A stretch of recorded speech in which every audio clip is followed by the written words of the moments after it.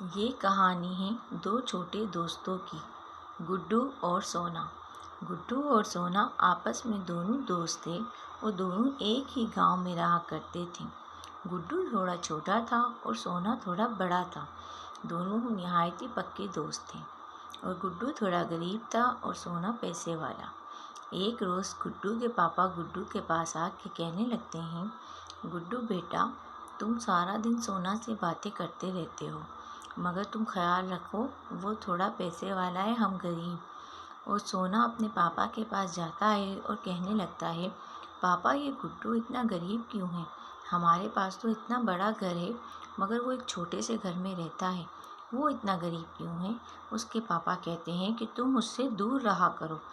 ایک روز سونا کے پاس اس کا دوست آیا اور کہنے لگا کہ تم اتنے پیسے والے ہو اور تمہارا دوست تو فقیر ہے، 2 ٹائم کا کھانا کھانے والا، اس میں سے کتنی بدبو آتی ہے۔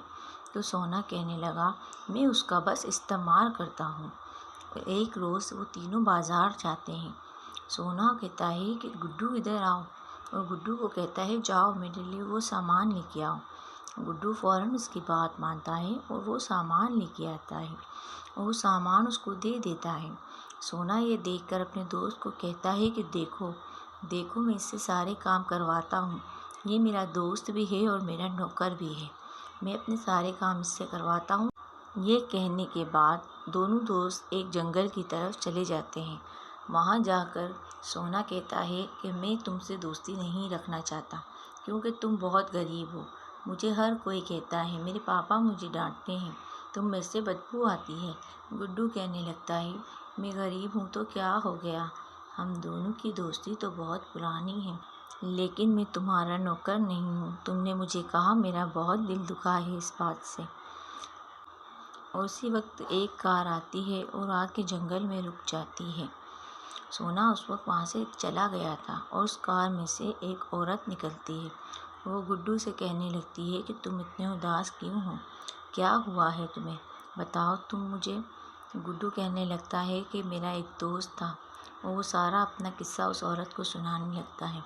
کہتا ہے کہ وہ میرا دوست مجھے اپنا نوکر سمجھتا ہے، وہ کہتا ہے کہ اس میں سے بدبو آتی ہے، لیکن میں نے ہمیشہ سچے دل سے اس سے دوستی کی تھی، مجھے نہیں معلوم تھا کہ میرا دوست میرا استعمال کر رہا ہے، وہ مجھے نوکر سمجھ رہا ہے، میں اس کا نوکر نہیں ہوں۔ اور وہ کہہ کر گڈو رونے لگا۔ اس کو وہ سمجھانے لگی کہ تم اپنا دل چھوٹا نہیں کرو، میں تمہاری مدد کے لیے آئی ہوں، تم بہت اچھے بچے ہو اور اچھے بچوں کی تو سب ہی مدد کرتے ہیں، تم فکر نہیں کرو۔ اور وہ کہہ رہی تھی کہ تمہارا دوست کہاں رہتا ہے، اور گڈو نے اس کو سارا حال بتایا، اور گڈو سے وہ کہنے لگی کہ تم فکر نہیں کرو، اب میں آ گئی ہوں نا، اور میں اب یہاں سے جاؤں گی اور تمہارے لیے چند ایک چیزیں یہاں پہ چھوڑ کے جاؤں گی۔ لیکن گڈو تیز تیز رونے لگا۔ جیسے ہی وہ عورت اس کو سمجھانے لگی اور اپنے جانے کا احساس کرانے لگی اور کہنے لگی کہ میرے جانے کے بعد تم نیچے دیکھنا، تمہارے لیے کچھ پڑا ہوا ہے، وہ تم اٹھا لینا۔ اور پھر وہ کہتی ہوئی وہاں سے جانے کی تیاری کرنے لگی۔ گڈو اس عورت کو دیکھ رہا تھا کہ یہ کون عورت ہے، مگر وہ عورت بنا رکے اس کو سمجھائے جا رہی تھی۔ اس کے جاتے ہی گڈو نے دیکھا کہ کچھ پھل زمین میں پڑے ہوئے ہیں، وہ گڈو نے اٹھا لیے۔ سارے ہی پھل وہ آہستہ آہستہ چنتا جا رہا تھا، اور پھر جیسے ہی سارے پھل ختم ہونے لگے تو گڈو نے سوچا کہ اب میں اپنے گھر چلا جاتا ہوں۔ جیسے ہی گڈو اپنے گھر گیا اور اپنے ابو سے ساری باتیں سنانے لگا کہ سونا نے اس کا کیسے استعمال کیا، وہ کہنے لگا، ابو آپ بالکل صحیح کہتے تھے، اس کے پپا مجھے بالکل پسند نہیں کرتے تھے کیونکہ میں غریب ہوں، غریب ہونا اس دنیا میں میری سب سے بڑی مجبوری بن چکی ہے۔ اور پھر وہ اپنے پاپا کو اس عورت کے دیے ہوئے پھل دکھانے لگا اور کہنے لگا کہ مجھے غار میں کوئی عورت نے کچھ پھل دیے ہیں، اس نے مجھے دلاسا دیا، اور وہ اپنے پھل اپنے پاپا کے پاس لے کے گیا اور ان کو وہ پھل دکھانے لگا۔ لیکن جیسے ہی انہوں نے دیکھا کہ وہ کوئی پھل نہیں تھے، وہ تو سونے کے چند انگور تھے۔ جیسے اس کے پاپا نے دیکھا، وہ بہت خوش ہو گئے۔ سونے کے اتنے سارے انگور دیکھ کر اس کے پاپا نے کہا کہ ہم تو اب پیسے والے ہو جائیں گے، اور یہ بات ان کی صحیح ہوئی۔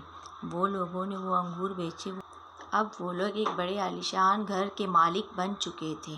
سونا گڈو کے پاس آیا اور معافی مانگنے لگا، کہنے لگا کہ مجھے معاف کر دو۔ گڈو نے کہا کہ امیر غریب نہیں ہوتا، دوستی سے اونچا کوئی نہیں ہوتا، تم نے غلط کرا تھا۔